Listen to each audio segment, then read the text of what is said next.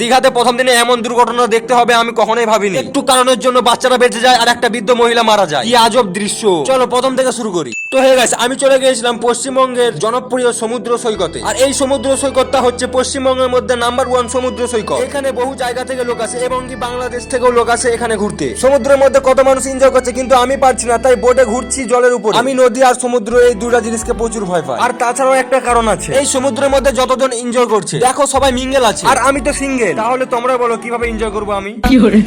হ্যাঁ, তবে আমার একটা স্বপ্ন আছে, তোমাদেরকে বলি। যেই দিন মিঙ্গেল হবো সেই দিন এখানে আসবো দুজনে, তারপর পুরো দীঘা ঘুরবো, দিয়ে মাছ কিনে নিয়ে ব্যবসা করবো।